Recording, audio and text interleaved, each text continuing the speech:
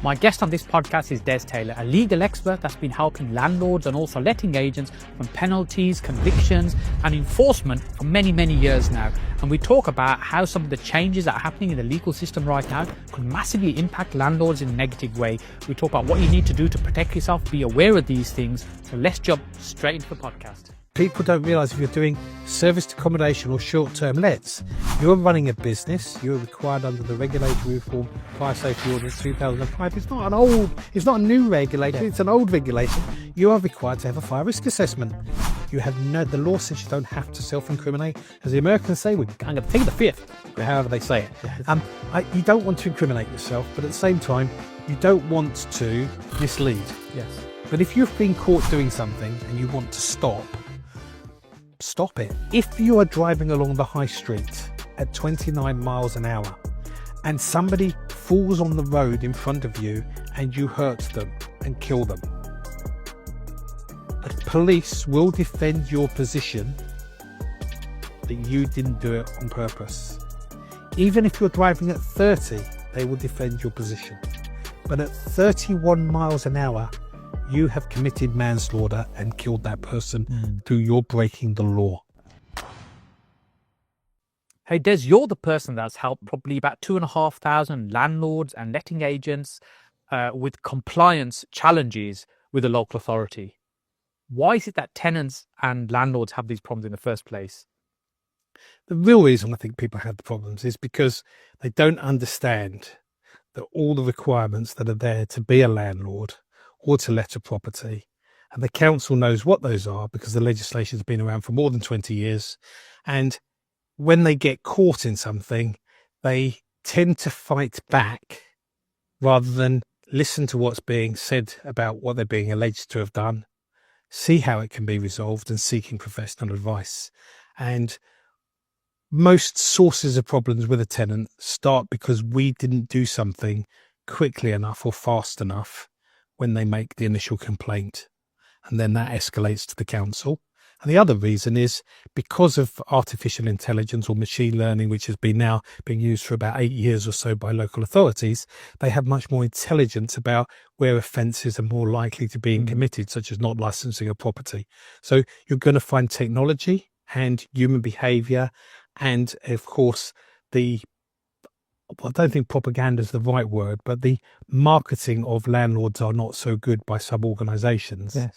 Means that tenants go and seek advice on minor things which turn into bigger things. Yeah, and often that will get triggered because a tenant's unhappy about, for example, the landlord's not getting the boiler fixed. It doesn't think it's such a big issue and leaves it dragging on for weeks and weeks when they need to get it dealt with straight away. And then that starts a spiral of problems. Yeah. So as soon as there's any issue with heating, it's an implied obligation under the Landlord and Tenant Act in 1985 that you will provide space heating. And you need to make sure you provide space heating and for water heating. And if you don't have those things and the boiler breaks down, then you need to provide alternatives. Now, I'm not an advocate of portable heaters, but if the boiler goes down, go and get a bunch of portable heaters delivered. There are organisations that same day deliver, and those things can be as cheap as £20. Yes. That solves the problem temporarily. We move them afterwards. And if there is no hot water, well, go and get a big urn so they can boil some water up, at least maybe to make tea, to do some washing, etc. And in my own experience with HMOs, when a boiler would go down and we couldn't get it fixed, or we need to replace the boiler, which you can't generally do in the same day, we would organise with the local hotel to book a room that they could go and use and go and have a shower and clean themselves and change. Does it cost a lot of money? It's a lot cheaper than enforcement action. It's been proactive and making an effort. Absolutely. So enforcement often results in quite sizable fines. We're not talking a few £100s. No. We're talking thousands and many cases tens of thousands of pounds. So how are these fines kind of established in terms of how big or how small they might be? How are they determined? Okay, so we need to go back a little bit in history. And if you had a situation where you didn't have a license, say in 2015, the local authority would take some enforcement action against you. Now, their options are generally to fine you, but they couldn't fine you in those days without taking you to the magistrate's court. so you had to be prosecuted. But they were able to recover their costs of any enforcement. So if you didn't have a license and they had to send you out some notices and maybe tell you that you need to get a license and tell you to get that application in, and they had to do a visit, they might have a cost of maybe £300 or £400. So they would be able to recover that by imposing a recovery, I'd say £300-400 on you. Yes. And I have paid one of those fines. So I'm happy to admit I paid one of those fines back in 2015. What happened in 2016 was the Housing and Planning Act 2016 was passed, and in 2017 it came into force, and that gave the local authority two things it could do. One, it could impose financial penalties without the need for prosecution. They just needed to have the same level of evidence at a criminal level, so beyond reasonable doubt, and they had to be able to produce that if it was appealed. The second thing was the introduction of rent repayment orders. Before, unless a landlord was prosecuted, a local housing authority or a tenant was unable to apply for a rent repayment order. Now the prosecution doesn't have to happen. So that has seen more and more fines coming out. It's seen more and more rent repayment orders happening. From a council point of view, in order to comply with the regulations, what they needed to do was set an enforcement policy. So they set their enforcement policy, and that would have a scale of fines, could be from 0 to 500, 500 to 1,000, up to £30,000. And how they write that policy and how they impose those fines has to be written and has to be published. Right. Once they've done that, they apply that in how they decide to fine you. And of course, there have been many cases since 2017 that have gone through the tribunal, have been appealed, have been taken to the upper tribunal. Some have gone to the High Court as well. And the key thing is, even on appeal, the judges and the panel cannot really go away from what is the policy if it's been followed by the council. So for a portfolio landlord, somebody who's got generally more than 5 properties, and if they've got 20, even more so or more, a portfolio landlord is going to be at the higher level of fine than somebody who's a hobby landlord with 1 or 2 properties.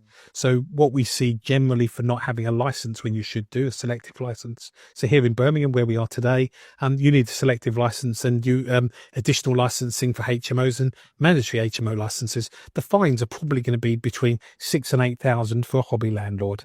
For a portfolio landlord, they're likely to be 20,000 to 25,000. Yeah. They certainly would be in London. They're quite significant amounts for mistakes that can be made. And if somebody's in that situation where they've been served some kind of notice or a problem has arisen, what's the best approach for them to deal with that? Because we were talking beforehand about often people think, well, I'll kind of fill in forms, send out the information and stuff. Sometimes that can lead to potential problems as well. Yeah. So the moment there's any investigation by the council, they're normally going to ask you to fill in a form. Sometimes they're going to ask you to fill in something called a Section 235 form. That comes under the Housing Act. And that's going to ask you details about the premises, the occupation, the people who occupy the premises. It may ask you for certificates, tenancy agreements, etc. People are often asked to sign the form and confirm what they're sending. There's no need to sign that form. There's no need to actually fill it in. You could provide the information without doing so. But I wouldn't do that without taking professional advice, because you are entitled to not incriminate yourself. Yes. But also at the same time, you should help with the inquiry, because not helping with the inquiry is probably going to go against you, but seek advice to do that. The other form that quite often gets sent out is a Section 16 inquiry. Now, that's not under the Housing Act. That's under the Local Government and Miscellaneous Provisions Act of 1976. And that generally is to find out who has an interest in the property or the land. So they'll ask about freeholders, leaseholders, who's the mortgagee, who is the mortgager. That mortgager, by the way, is the person who takes out the mortgage. The mortgagee is the mortgage company. Many people get that the wrong way around. The borrower. Yeah. So very, very important to get those right.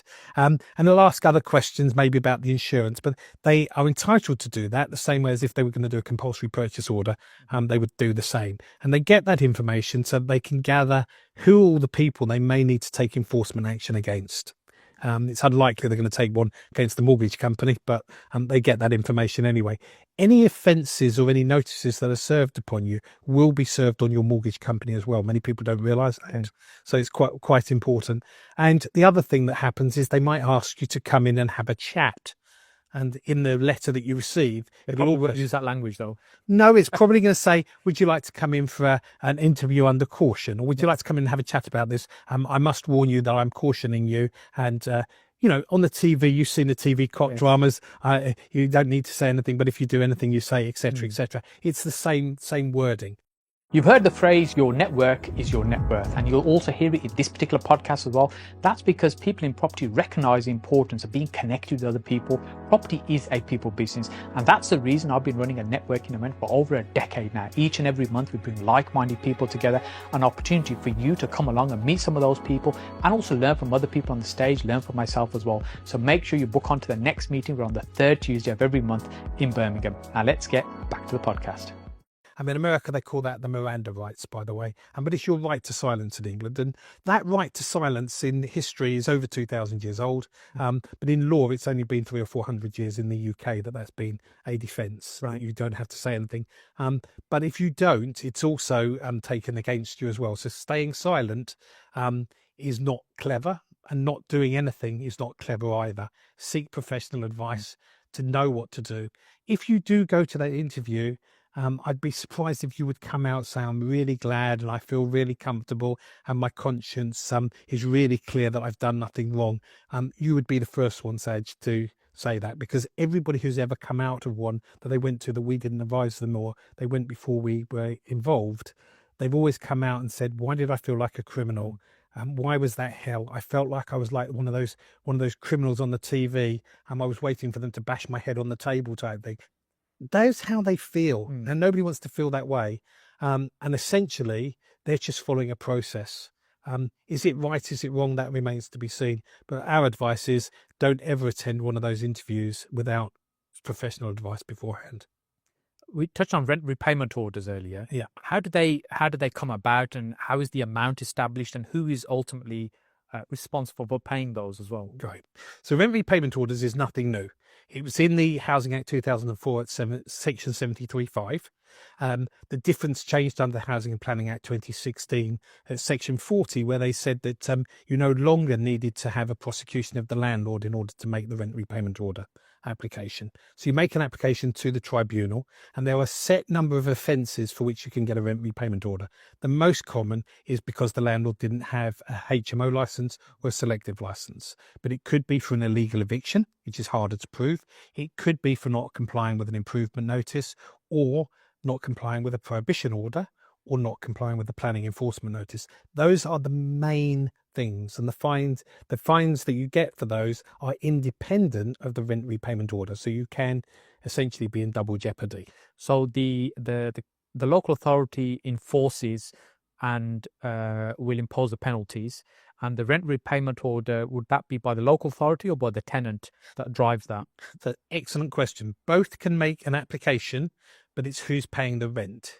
Right. So if the local housing authority is paying the rent through housing benefit, they would make the application. Okay. And if the tenant is paying the rent, they would make the application. Now, if the tenant is also claiming universal credit, any element for rent of the universal credit is not reclaimed by the tenant. It should be reclaimed by the Universal Credit Department, but I've never seen that done. So the tenant makes the application.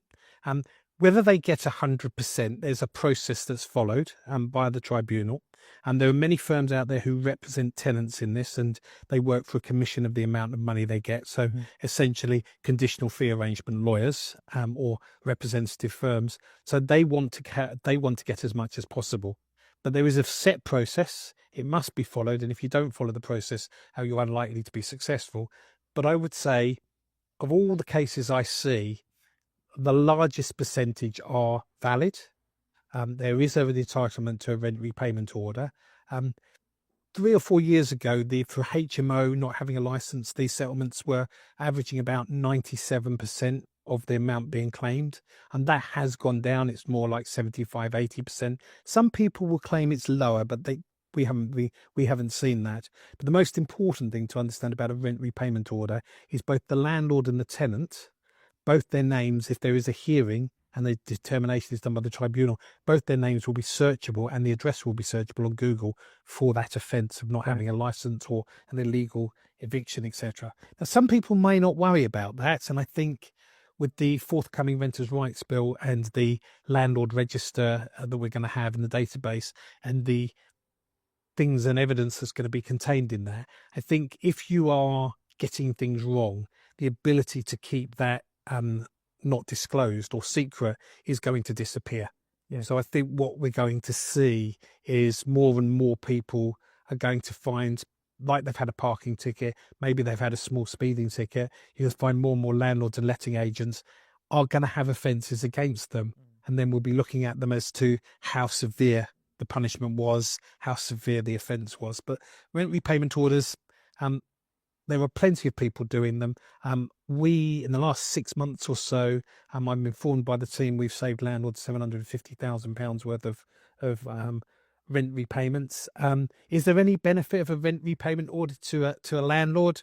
No, not really. But if I had to find one, of course, it's negative income. You're repaying back income that you've had. Right. So it is negative income. So I would advise you talk to your accountant about that, because it might mean that you won't pay any tax this year, but you won't have made any money either.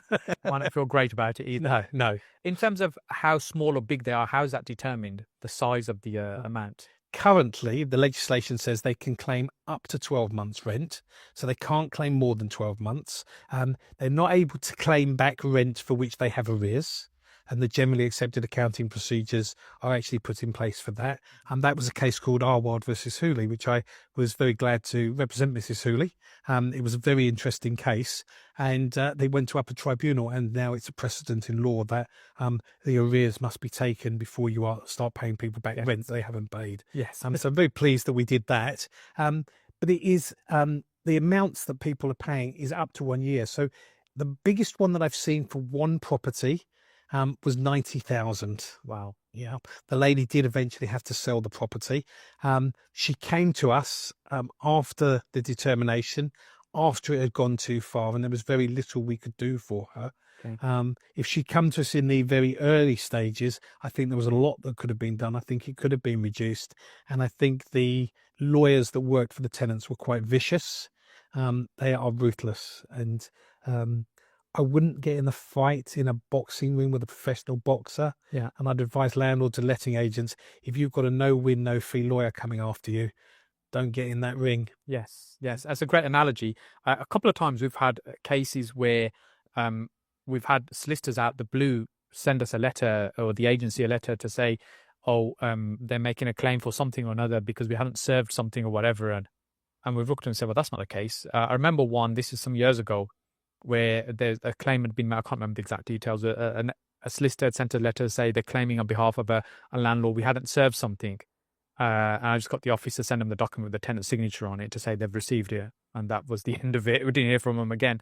But many of these agencies are quite happy to pursue these cases on a no-win, no-fee basis, because they know that they're in a good position. Yep. This is really common. So the ones we see the most are deposit protection claims, claiming that you didn't protect the deposit. Yes. People try to defend that, and sometimes the amounts they're looking for are ridiculous and outside the framework of the law. So seeking advice at the beginning to find out and have somebody look at the initial letter is the first thing to do. Most of the times it can be reduced sometimes to zero. If you are guilty, then you want it to be resolved, and you don't want it to go to a hearing in the court. So the ideal thing is to get into mediation. Yes. Should you try and mediate yourself or negotiate yourself? No. Why? Because you are not going to get the best deal, because you're going to say things and do things which give the other side advantage, whereas somebody independent who spends their time guarding their words, thinking about it and understanding the law is going to do the best job for you. You're also going to get lots of those letters for things like disrepair. And with the Renters' Rights Bill and the Decent Home Standard, the Decent Home Standard, the private rented sector, quite frankly, is much better than social housing sector. But it doesn't stop them going out trying to get it. And the Decent Home Standard, in reality, we've already got it. It's called HHSRS. It's already enforceable under the Housing Act 2004. We're just giving it a new name, an easier way for people to go after you. So I think we're going to see a lot of spurious claims. I think knowing how to spot them and knowing whether they're right or wrong. And we had a situation just this week where the landlord has had a disrepair claim. We've been working on it for a little while, but this week they've claimed that the repair isn't done because the leak is coming through the window again. So on investigation from the roofer, he said this isn't now an issue of the leak that was coming from the roof has been repaired. What he's found is that there was an issue with the pointing on the wall. It's a different problem. So it's a different problem. And having spoken to two roofers, we spoke to one of the a guy who's a roofer in another one of the landlord's buildings. He happens to be one of his tenants. And he was interesting. He said a brick can retain up to a pint of water. Wow. So what was essentially happening was water had got through. It was dwelling inside in the brickwork or the blockwork. And when the torrential rain came on the weekend, it essentially overflowed the dwelling brick. And that was what was causing it. So they managed to get on with it and get it fixed. And I think that will be repaired. But that's not without a few very nasty emails of allegations from the landlord and the solicitor for the landlord, which were really unfounded because they don't have the technical understanding. Yes. So it's very important. If you're going to fight fire, fight it with fire. And if you're going to fight, do it properly. But if you really want to do it, you need to fight with the fire first and then the water that's going to put it out. Yes. And sometimes you're putting water on it. It looks like water, but you're actually putting more fuel on. So make sure you're using the right thing. And like any fireman would tell you, sometimes you need foam, not water. So it's about knowing the right thing, and seeking advice at the beginning is probably going to be cheaper because it can be dealt with at the early stage. If you leave it too long, try and fight it yourself, you're basically asking somebody to jump in the ring and fight for you after you're losing. Yeah. And, you never see that on the TV. No. So when we talk about rent repayment orders or penalties that are levied, you'll have a tenant, you've got a letting agent, and you've got a landlord. In some cases, you might have a renter somewhere in the middle somewhere as well. Who is ultimately responsible for these? Because there's changes happened recently in terms of who takes responsibility. Right. So rent repayment orders, let's deal with those first of all. As the law stands today, and because it went all the way to the Supreme Court, only the immediate landlord can be liable for a rent repayment order. That's the one that collects the rent. That's the one who collects the rent, the name on top of the tenancy agreement. Yes. So that's the one who will be held liable. Now, could somebody else be liable for a rent repayment order under the current legislation? Not as it stands.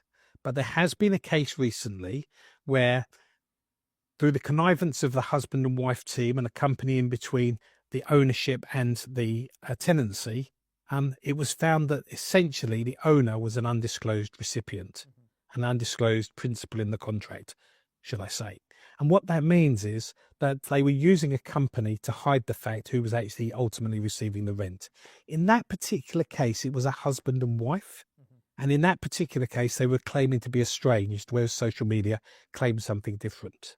But the chances of something like that happening again before the next change in the law is very unlikely. I actually defended a case 2 weeks ago where I was able to prove that the landlord had no relationship with the tenants, and quite frankly, there were a number of people in between. So on rent repayment orders, Rakusan versus Jepson, the Supreme Court ruling stands unless there is proven undisclosed principal in the contract who's receiving the rent and being shielded by not being disclosed. So that sounds very complicated, so hence get clarification from somebody who's doing this on a daily basis. The other side is the fines. Now that's very different. With fines, it comes down to who is responsible. And a lot of this was tested essentially in a rent repayment order case when they came to the decision at the Supreme Court that it was only the immediate landlord. And in that case, they said that the local housing authority had the ability to fine other people or to enforce against other people in the process who weren't the immediate landlord. So that could be the letting agent, that could be a rent-to-renter, that could be a rent collector, that could be a superior landlord. It could even, in some cases, be a leaseholder or a freeholder. And it all depends on who is responsible under one section of the Housing Act 2004, and that's Section 263.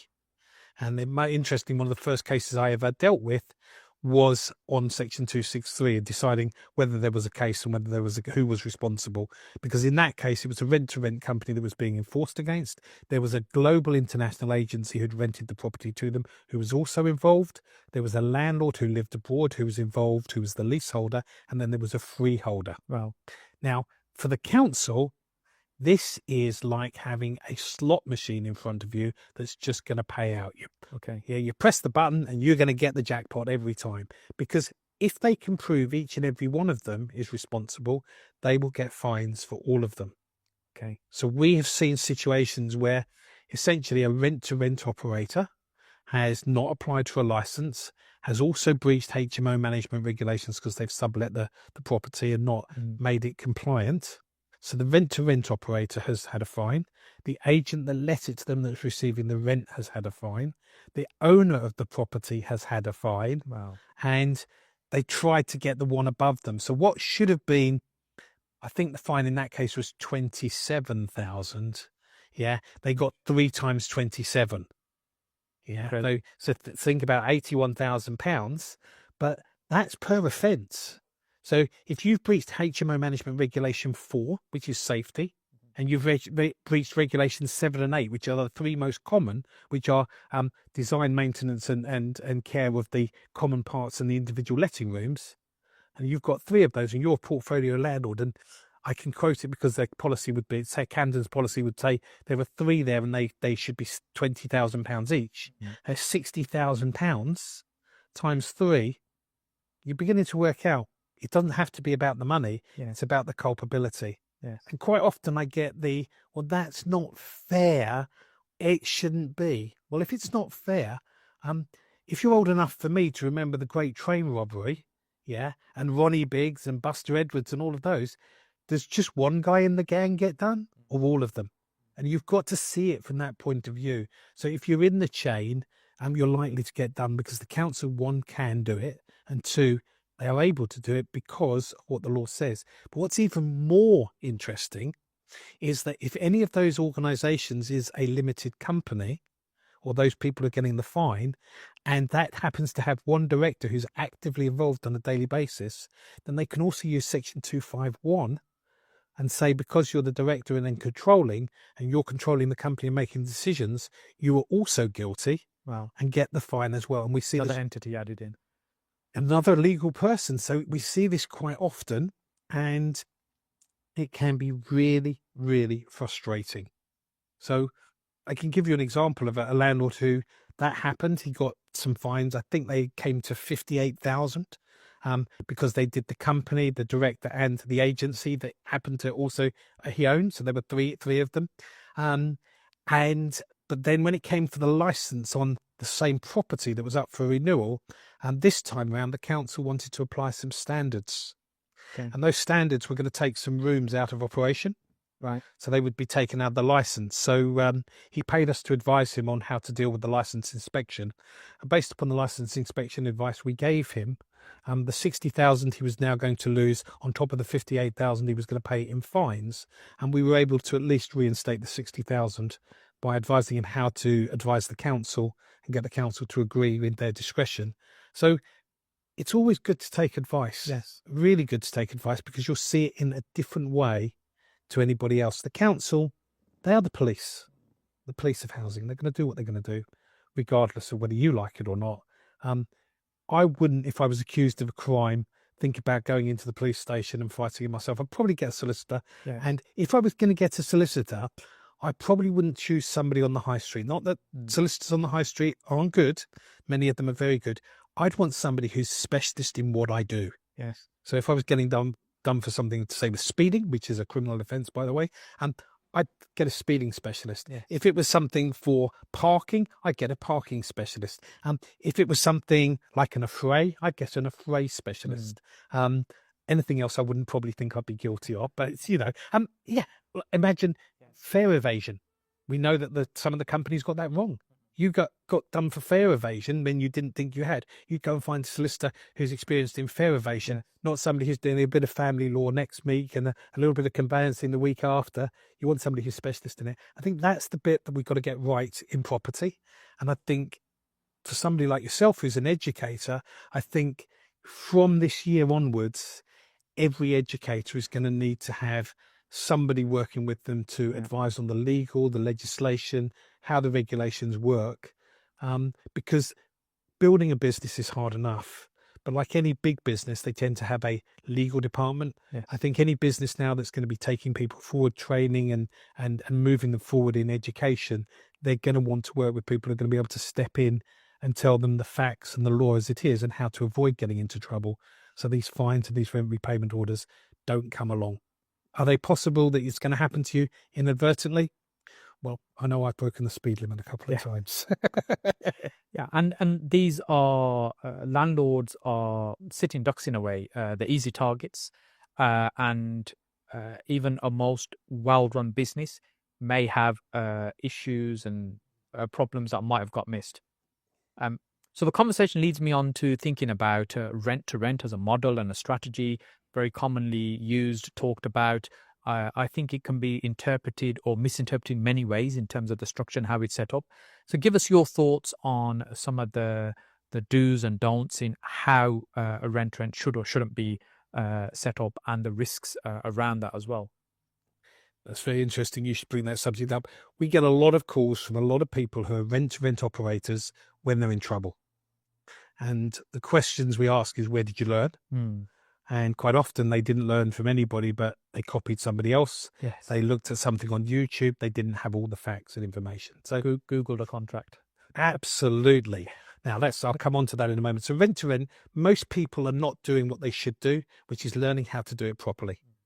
They're like getting in a car, and you see this quite often with high performance cars given to youngsters who don't never driven one before. 2 minutes later, it's crashed. Well, lots of people are going into rent to rent without understanding the legislation, the health and safety. They don't understand the licensing. They don't understand room sizes, all of those things. So first of all, learn what the legislation is before you go chasing the money. Secondly, be frank and open with the people that you're dealing with. If you're going to rent from somebody, tell them what you're going to do. Don't take the property and then change it and tell them afterwards, or the first they know that you've sublet is when they get the letter from the council saying, we've had an application for HMO license. So rent to rent is a very successful business model. Very successful. If you look at probably the best rent to rent model outside property that we see is banking. You rent your money to the bank and they rent it to other people. Yeah. You rent it to the bank, they give you 0.5% maybe. Yeah. And they rent it out to somebody else and they pay 30% on their credit card. Yeah. It's good business. Yes. Now, banking has regulations. Banking has ways that you have to do things. So you have to think about, you're going to do it properly. When you do it and you put the contract in place, is it the right contract? I see so many people using common law tenancies or company letting agreements, which aren't essentially the right agreement. Some people use leases, which again are badly drawn up and don't have the right information. Everything needs to be understood by all the parties and the superior parties. Often these contracts say, oh, I'll comply with the head lease. Have you looked at the head lease that you're trying to comply with? This is basic business stuff. And with no criticism of anybody who's teaching it, I think the most important thing is teach it properly, learn it properly, and have somebody guiding you through it. If you're going to enter into a contract, make sure it legally stands up. I see every single week a contract that doesn't stand up, or a contract that it's not really a tenancy, it's not really a lease, it's just an agreement put together. Yeah.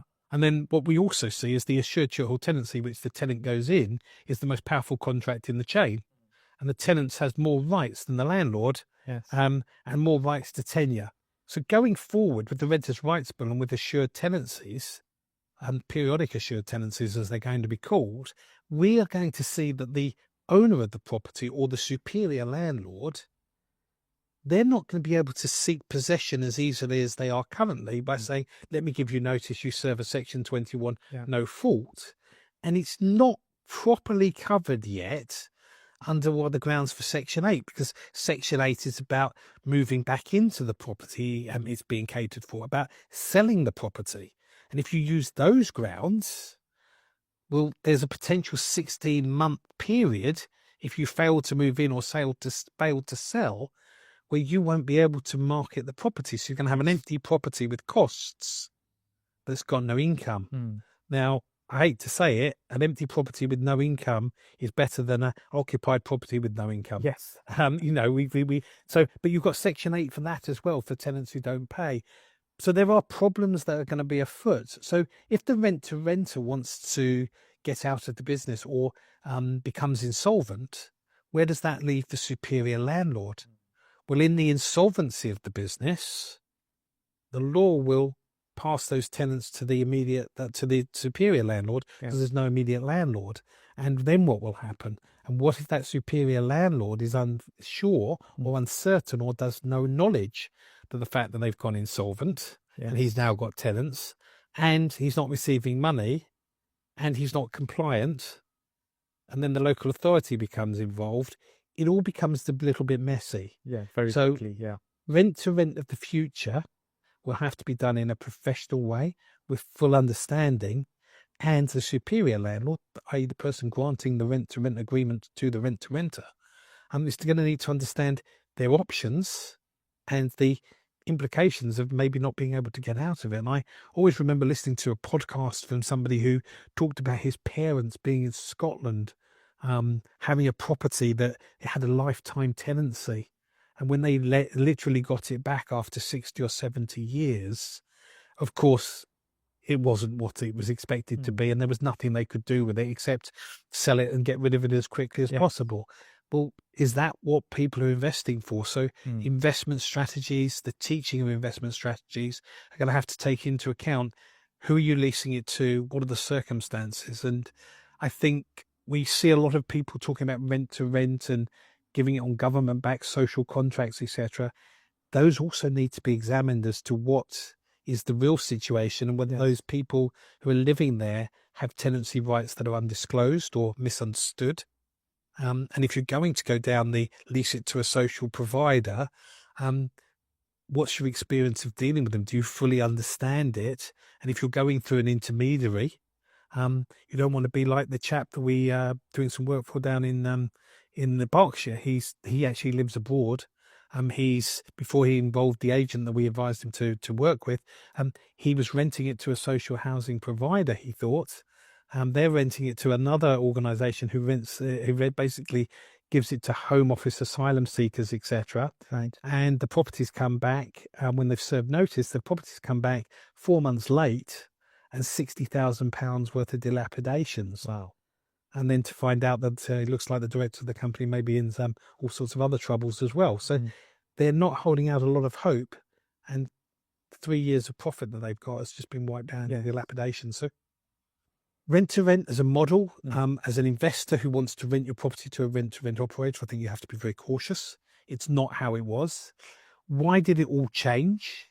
I think rent to rent became very popular after the General Permitted Development Order of 2010, which came in October 2010, when you could change a property from a residential home to a HMO C4 use without the requirement to change a house from a residential C3 use to a HMO C4 use to 3 to 6 persons. And you could do that without the need for planning permission. Yes. So people were doing this. It was in 2018 when they removed the requirement for mandatory licensing to have 3 floors, 5 occupants and 2 households. Yeah. When that changed, it all changed again and got even tighter. And it was at that point rent to rent became less profitable than it was before. And that's when it started to change. And I think over the last 6 to 8 years, we've actually seen less and less profit in rent to rent being done legally. And because of the requirements that use 2 households and 5 occupants for mandatory licensing and the introduction of additional licensing, the extra costs that people were not expending before are taking the profit away. Yes. And you're seeing more and more illegal ones because they're going, well, I'll get it done after I've applied for the license. But what's happening? Enforcement's happening before they get it done. Yes. And more than just the rent to rent, the landlord is getting done as well, the owner. So I don't think it's a model that's going to continue unless people are going to pay more than market rent for them. Rents are going up. There is more and more demand. But the idea of renting a property and arbitraging rents, I don't think it's going to continue the way it's evolved significantly. It has massively changed. And if you're creditworthy to be able to do that, then it's likely if you've got a job that's giving you an income or a business that's giving you an income, you would be mortgage worthy. And if you're doing it properly, then it should work as well. And if the numbers don't add up, or you're looking to work on a commercial valuation and the numbers don't work, there's a reason they don't work. You've got to work at it. it is becoming harder, it is becoming tighter. But if you look at any industry where people tend to make large amounts of money, over time, legislation will reduce the profitability because more regulation, more safety, etc. You've only got to look at new technology. Lots of money at the beginning. Over time, as it becomes more prevalent, less and less money is made from it. There's no money in making PCs, in selling PCs anymore. There's probably, isn't money in making phones. The money is on the service contract, and there wasn't money in cars. Yes. The same is happening in property, and I think we're going to change into a service business. Landlords are going to have to provide more, and they're going to have to do that at a premium. When we look at a serviced accommodation model where there isn't a tenancy issued to the occupier, how are some of the things we're talking about important in that situation, things to consider? Right. So rent serviced accommodation is very, very popular. And there are lots of people teach it and lots of people do it. But is it legal? Well, that depends. Having defended many planning enforcement notices for clients where they've done serviced accommodation, sometimes it's okay, sometimes it's not. We see a lot of people saying, I'm going to rent a property to contractors. Those contractors arrive, they've got 5 or 6 people staying in a 3-bed house. All seems pretty okay until the neighbour says, well, there's 6 vans down the road or 6 cars down the road every night. They're no real problem, but there's an awful lot of people going in and out and we can't get a parking space. That's how they tend to get reported.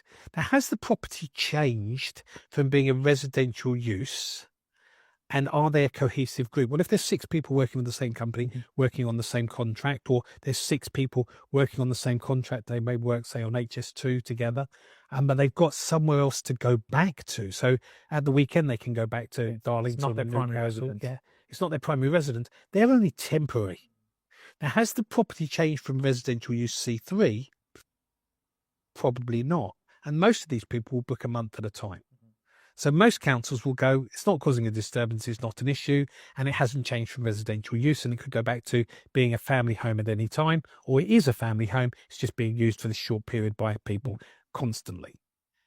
Some councils will say, no, you've changed it to short-term letting, and we need to have that either under sui generis, or we want to put that under C1 class use. Like a hotel. So again, every council is interpreting it differently. Yes. Whether you want to go through the planning enforcement route, that's up to you. But we've helped people who they've got to a point and I've said, the way you're doing it, it really does seem like you're running a hotel or you're running a holiday let, and that's a change of use. Yes. And you also would have a different status with the HMRC. Many people don't realise this. There are different statuses about how properties are let as to whether you're doing furnished holiday lets as well. So it gets complicated. So if you're going to do rent to serviced accommodation, in the city of Westminster, the borough in central London, they've got thousands upon thousands of properties that are in breach of the 90-day rule. And they've got a workforce now for enforcement looking at all of those properties to stop that happening. Yeah. Because people are arriving. If you're using it like a hotel, essentially you're in sticky mud and it's very dangerous waters. But most people, if you're renting out to, say, 6 contractors, we've had a case recently where the council's arrived. They've not only arrived with the HMO officer, they've arrived with border force. Oh, wow. So they've come and they've inspected. And on the border force or the Home Office documentation, their right of entry was under the Housing Act warrant. Wow. So, and then on top of that, when the landlord was looking at the situation, he also had the fire brigade come and wanted to inspect the property as well, because people don't realise if you're doing serviced accommodation or short-term lets, you're running a business. You're required under the Regulatory Reform Fire Safety Order of 2005. It's not a new regulation. Yeah. It's an old regulation. You are required to have a fire risk assessment for sleeping accommodation. Many people forget that. They have no idea they've got to. Oh, I made it like my house at home. No, you've got to have those fire doors. You've got to have those interlinked smoke alarms. Quite frankly, you need the alarm connecting to your phone and telling you there's any problem, because you need to save people's lives. Yes. And lots of people are moving into these places for short term, etc. I've worked with a number of cases where the council's done enforcement, and if they've got somewhere else to go back to, then it's not their home. Then a tenancy hasn't been created. But if it's a short-term let, are you creating a hotel? That remains to be seen. Every case has to be looked at. We had a case in the East Midlands 6 years ago, maybe, and the council said it's advertised on a minimum 1 night stay. It's up to 9 people in a 3-bedroom house. It's causing all sorts of havoc, etc. Through negotiation, and it took a lot to deal with, we eventually got them to agree that they could have 6 people. They could book once a week, up to at a week at a time.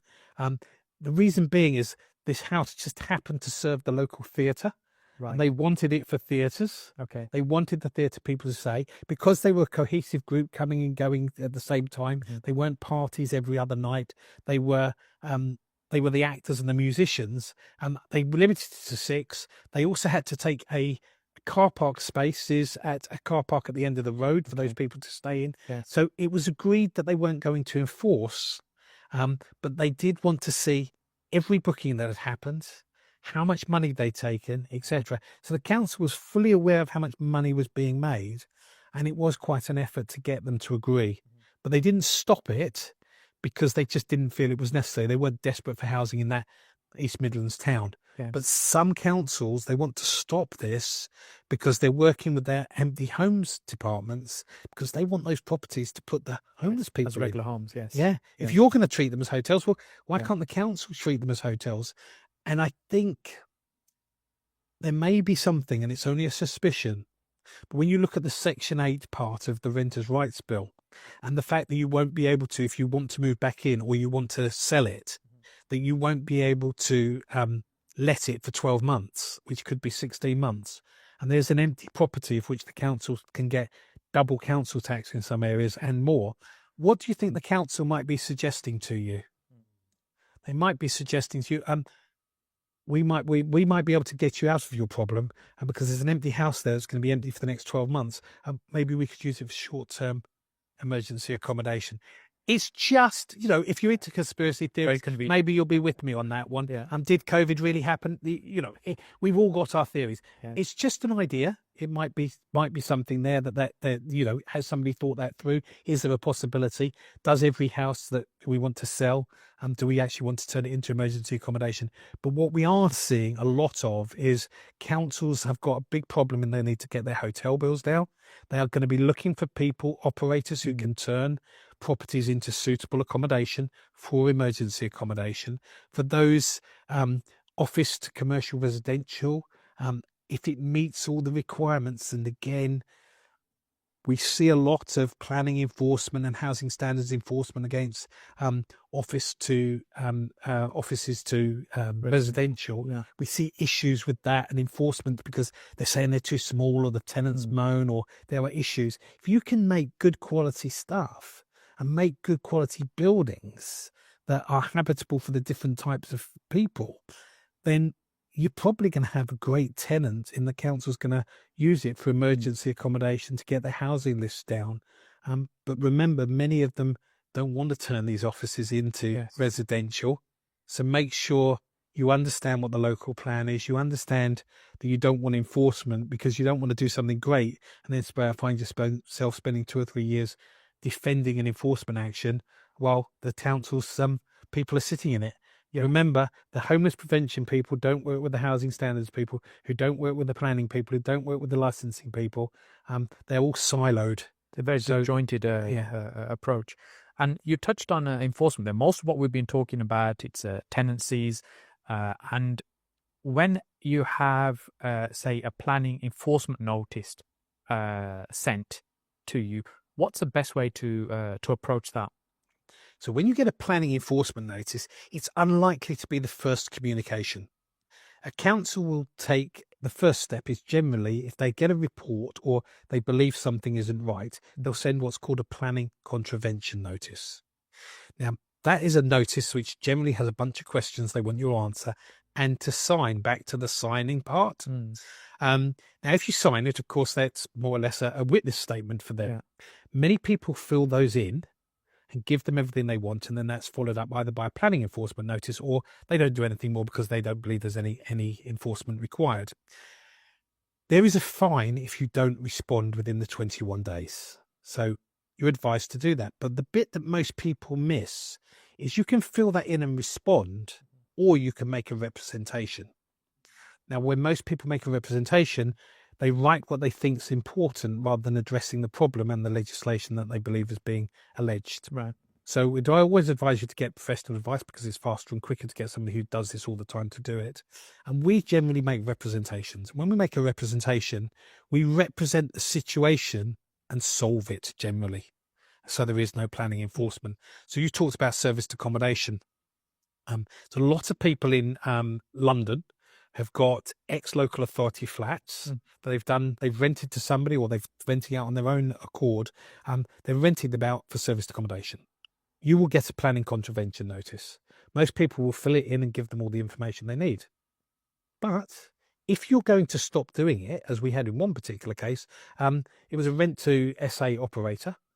She came to us, we looked at it, then we looked at the lease of the building that the landlord had with her. We looked at the lease for the building for the local authority and with the landlord.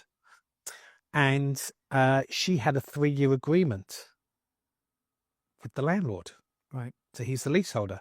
But his lease said he was not allowed to grant any subleases or underlettings to anybody for more than 12 months. Okay. So because her contract now was an invalid contract because it was for 3 years, we were able to represent back to her, for her, that she was not going to continue. The property was going to be taken out of use within the next number of bookings. So we never provided all her information about the money she received. We didn't give them any evidence that which was beyond reasonable doubt. We just said that the current use was going to cease with effect from such and such a date, because notice had been given to the leaseholder, and because the leaseholder had realised that he couldn't let it in the way that he should do. Yes. No specific details, no anything, vaguely specific and specifically vague. And they wrote back and said, we're taking no further action. Yeah. The owner said, oh, thank God. He then let it out as he was supposed to. Yeah. The problem went away. But it's knowing what to say and how to say it, and knowing who you should contact to do it, rather than filling in and answering. We're very, very trained from the days when we're very young to fill in form, name, address, date of birth. We fill them in and we sign things. Yes. You go to the doctor, you go to the dentist, we get all this information. So we do the same with the council. And then we realise that we're self-incriminating. The law says you don't have to self-incriminate. As the Americans say, we're going to take the fifth, however they say it. Yes. You don't want to incriminate yourself, but at the same time, you don't want to mislead. Yes. But if you've been caught doing something and you want to stop it. Yes. Yeah.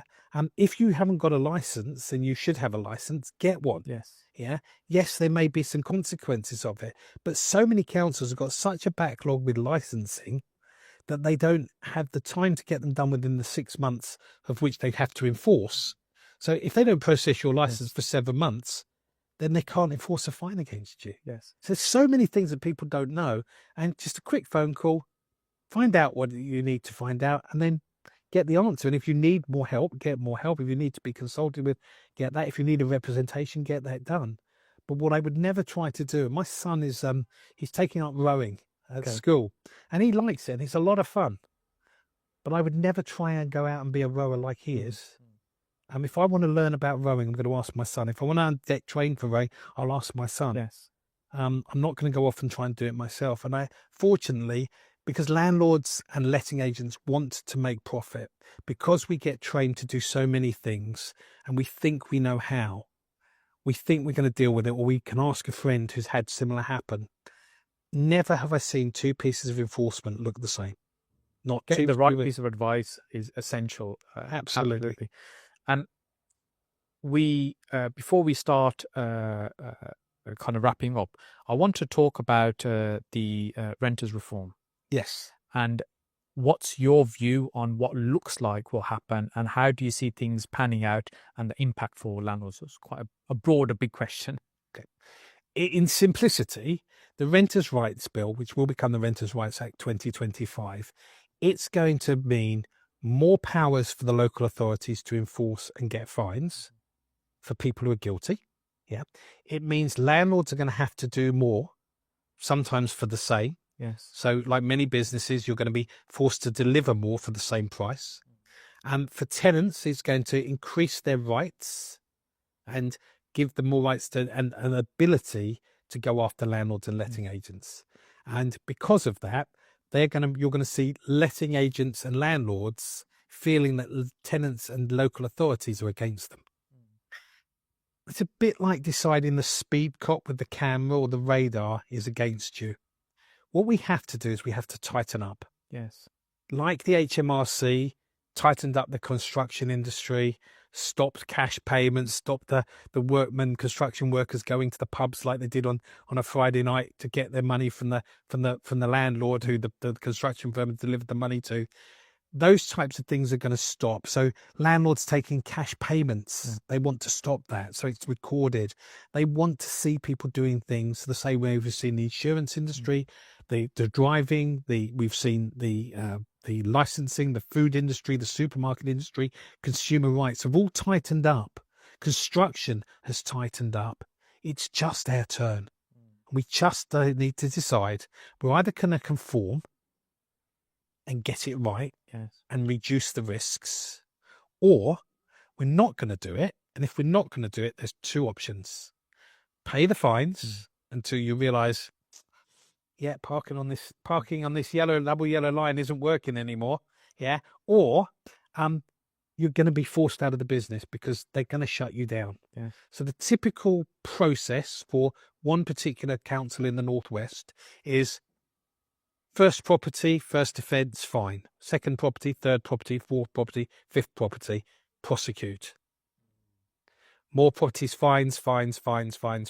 Why? Why do they do the prosecution? The prosecution is really simple. Once they have a prosecution, the application for a banning order is relatively straightforward. And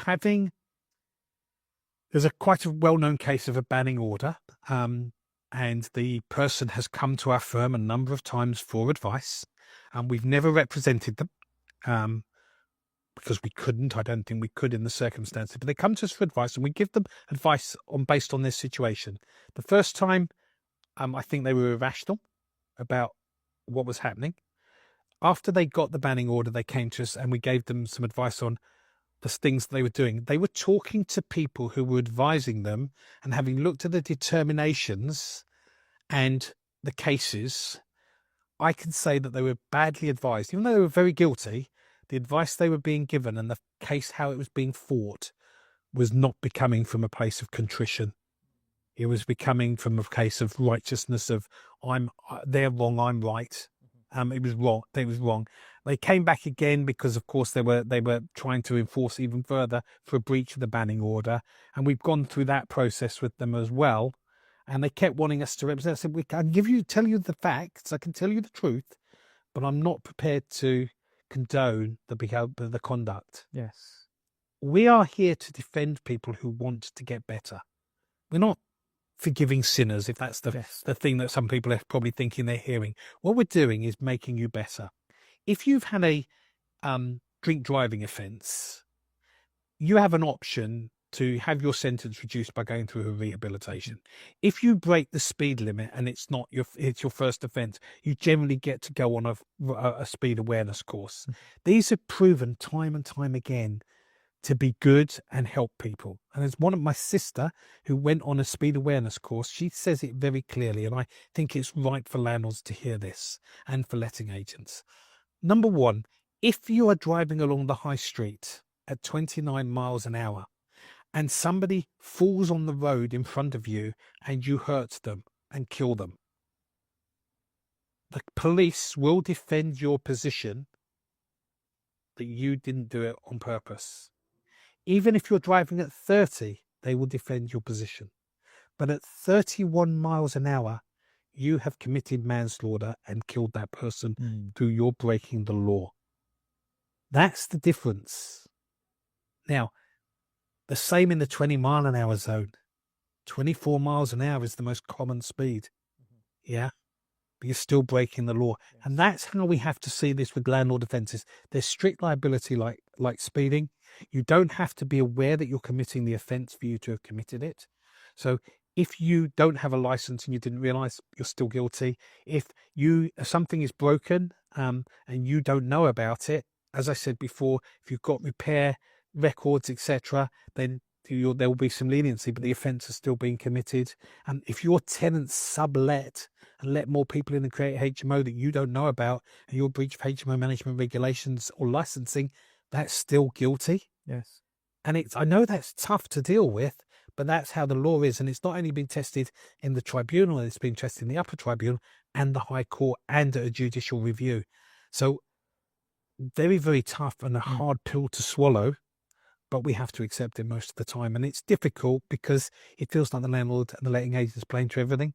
Yes. But if you manage knowing this and you've got the systems and processes, I found that most things can be solved. And as much as it may seem that I don't like councils and I want to slay them for everything, most of them are doing a good job for the right reasons, for the right people. And if you get your first piece of enforcement, getting 3, 4, 5 or 6 is stupidity. Yeah, you need to learn the first one. If they happen rapidly one after the other, quite frankly, if I had the council knock on my door and I found out I had a property in problem, I think I'd be a little bit like a Hollywood filmmaker, and I would go and get as many people as I could, as many people as possible, to get in every house possible. I'd overpay every carpenter, every fire risk assessor, and even if it was meant I had to mortgage the house to get it all fixed in the next 5 days and get every house compliant, I'd flood all my properties so they couldn't go to the next one and go, got him. Yes. Why? Because it makes common sense. Yeah. I know it sounds like something off the movies, but think about it. If you know you're going to get done on one, all they need to do is look up your name or your company and go, how many other properties have we got? They can find it very easily these days. Yeah. The data is so easily accessible. The most common way for councils to find out issues is from the council tax list. They search all of these things. And one of the things that people don't realise is once they're investigating you, they will look at the property and they will do credit searches for the property of all the people. And they are allowed to do that because they are investigating what they believe to be a crime. It's not breach of data protection. It's not breach of any of those things. And quite often I think, they can't do that because of data protection. I can't do that. I had a guy tell me yesterday, I didn't apply for a license because when they did the consultation, I told them in writing, I could see no justification for it. Right. Okay. Yeah. The £17,000 rent repayment order has done a little bit to shaping his mind and thinking. Yeah. Luckily, he's outside the 6 months for the council to do anything. But these are the things that we hear on a daily basis. I would say if there's one thing we should do, and I will change that word to must, the one thing we must do is learn what we need to know about running our properties. Because when people say to me, it shouldn't be like that, or it's unfair, my heart dies for them because it breaks. Because the whole thing is, those are nice phrases, but the law doesn't care. It doesn't care whether you're innocent or guilty. It cares. This is the law. Have you complied or not? And if you complied, you're innocent. If you're guilty because you haven't, the law is going to deal with that. Can you limit those fines? I would say if you had a different company for every single property and you thought, yeah, that's how I'm going to get around this. Remember I mentioned section 251? Yes. They'll look for you as a director and go, we can connect all of those. He's a portfolio landlord who's got 30 or 40 properties, the highest fines. And those fines, I hate to say, yesterday seeing two £19,500 fines come in for a letting agent who already has had 4 cases where he's had fines already, 1 prosecution, all because he wasn't close enough to his business, is breaking him.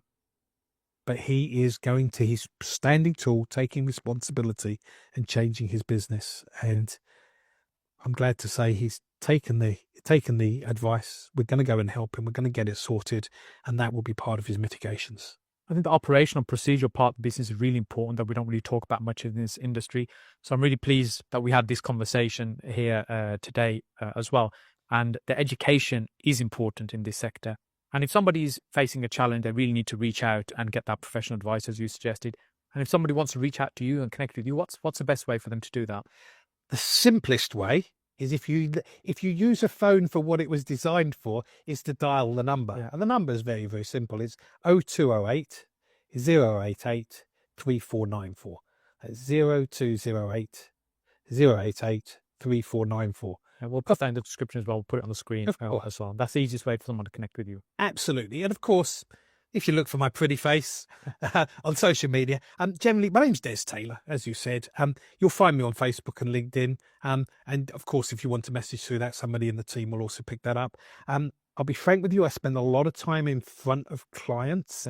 So getting hold of me directly, if I don't respond back to you, I ask you to call the office. It's not that I want to be rude. It's mean I'm trying to respond back. And I feel that people, when they come to us, they're in distress. Yeah. They are anxious. They don't know what to do. And because they can't get hold of somebody instantly, they do something. My advice is don't just do something. Send a message twice. Because sometimes we miss things, we do things. Yes. So don't ring twice. And of course, if you ring on the weekend, somebody's not going to pick it up till Monday. But the key thing here is when something happens and it's not what we expected, anxiety kicks in, thoughts go crazy. What shall I do? I should do this, do that. Yes. We ask a bunch of people who don't know the answers. Great, take that on board and then get the advice. But the most important thing is, imagine you're in a trauma situation. The doctor, the ambulance person, the medic ask you specific questions to get specific information. Yes. Yeah. Most people want to just tell you everything. And the most important thing when something goes wrong is to know what are the key things. How did it happen? What was the trigger? Who's involved? How many people, etc. And what happened immediately before. Most people aren't thinking about that. We think into the future about the consequences of something that hasn't happened based upon the words that we see.